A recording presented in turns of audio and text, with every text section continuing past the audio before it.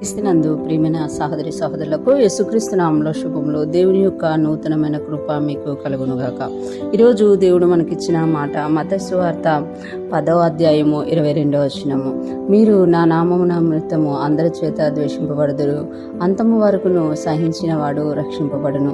ఈ మాటలు యేసు ప్రభువారే చెప్తున్నట్టుగా మనం చూడగలం. ఈ మాటలు ఆయన మొదటిగా తన శిష్యులకి తెలియజేస్తున్నట్లుగా మనం చూడగలం. మత్తయి సువార్త 10వ అధ్యాయంలో యేసయ్య తన శిష్యుల్ని ఏర్పరచుకొని వారికి అధికారం ఇచ్చి సువార్తకు వరకు చుట్టుప్రక్కల ప్రాంతాలకు పంపించినట్టుగా మనం చూడగలుగుతున్నట. ఇక్కడికి వచ్చినప్పటికీ వాళ్ళు వచ్చి మేము సువార్త చేసాం, మాకు ఏది కుదులేదు అని చెప్పినప్పుడు యేసయ్య వారిని మరలా హెచ్చరిస్తున్నట్టు, లేకపోతే రేపు జరగబోయేదాన్ని తెలియజేస్తున్నట్టు ఈ మాట తెలియజేస్తున్నారు. మీరు నా నామం నిమిత్తము అందరి చేత ద్వేషింపబడుదురు. అంటే మీరు ఎప్పుడైతే సువార్తను ప్రకటిస్తున్నారో, ఎప్పుడైతే మీరు నా నామం పేరిట ఇతరులకు మేలు చేస్తున్నారో, నా నామం పేరిట వారికి రక్షణ మార్గాలను చూపిస్తున్నారో, నా నామం పేరిట వారికి సహాయం చేస్తున్నారో, అంతేకాదు నా నామం నిమిత్తం మీరు చేసిన దానికి ప్రతిఫలం ఉండడమే కాదు, కానీ నా నామం నిమిత్తము మీరు ద్వేషింపబడతారు కూడా అందరి చేత అని యేసయ్య తెలియజేసినమాట. చాలామంది మీరు రక్షింపబడతాము, దేవుళ్ళలోనికి వస్తాము, ఆ రక్షణ సువార్తని ఇతరులకి ఆనందంగా సంతోషంగా తెలియజేస్తాం. కానీ ఆ తెలియజేసినప్పుడు రక్షింపబడిన వ్యక్తిని బట్టి సంతోషిస్తాము, కానీ అదే రక్షింపబడిన వ్యక్తి ద్వారా ఏదైనా కష్టం వచ్చినా, ద్వేషం వచ్చినా సహించలేకపోతాం. కానీ యేసయ్య ముందే తెలియజేస్తున్నారు కదా, మీరు నా నామము నిమిత్తము అందరి చేత ద్వేషింపబడతారు. ఎవరో ఒకరు ఇద్దరు కాదు, అందరి చేత మీరు ద్వేషింపబడదురు అని తెలియజేస్తున్నమాట. అంటే యేసయ్య నామమును మనం పట్టుకొని ధరించుకొని వెళ్ళినప్పుడు మనల్ని అంగీకరించిన వారికంటే మనల్ని ద్వేషించిన వారే ఎక్కువ మంది ఉంటారు అని యేసయ్య మనకి తెలియజేస్తున్నమాట.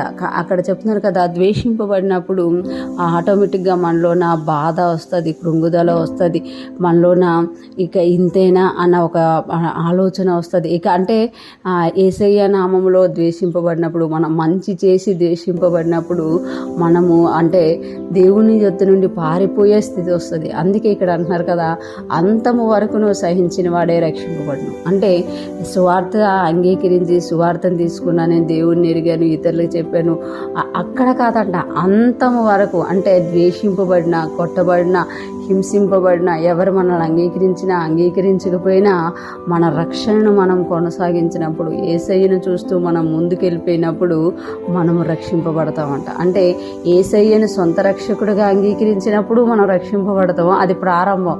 కానీ అందరి చేత దేశింపబడుతున్నా, హేళన చేయబడుతున్నా, హింసింపబడుతున్నా, కొట్టబడుతున్నా, ఇంత కష్టం వచ్చినా, బాధ వచ్చినా ఇంకా మనం యేసయ్యను పట్టుకొని యేసయ్యను చూస్తూ ఎప్పుడైతే మనం ముందుకెళ్ళిపోతున్నామో అంతము వరకు సహించిన వాడే, అంతము వరకు సహించాలంట.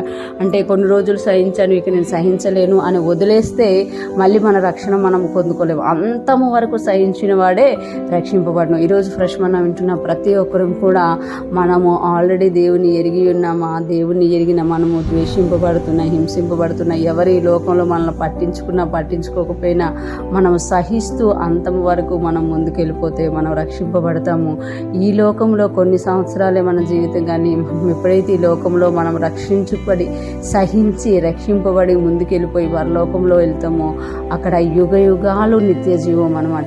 ఈరోజు ఫ్రెష్ మనం వింటున్న ప్రతి ఒక్కరూ కూడా యేసయ్య తెలియజేసిన మాటను మరొకసారి గుర్తు చేసుకొని, మన ఎవరిని నిందించినా, ఎవరు హింసించినా, ఎవరు ద్వేషించినా, ఎవరు మనల్ని ప్రేమించకపోయినా మనల్ని రక్షించిన రక్షకుడిని గుర్తు చేసుకుంటూ ఆయన్ని హత్తుకుంటూ ముందుకు సాగిపోదుం గాక. అంతము వరకు సహిస్తూ రక్షణ పొంది పరలోకమును, సంతోషమును, నిత్య జీవమును, అనేకమైన ఆశీర్వాదాలను పొందుకొని అనేక మందికి ఆశీర్వాదకరంగా ఉందుము గాక. ఆమేన్.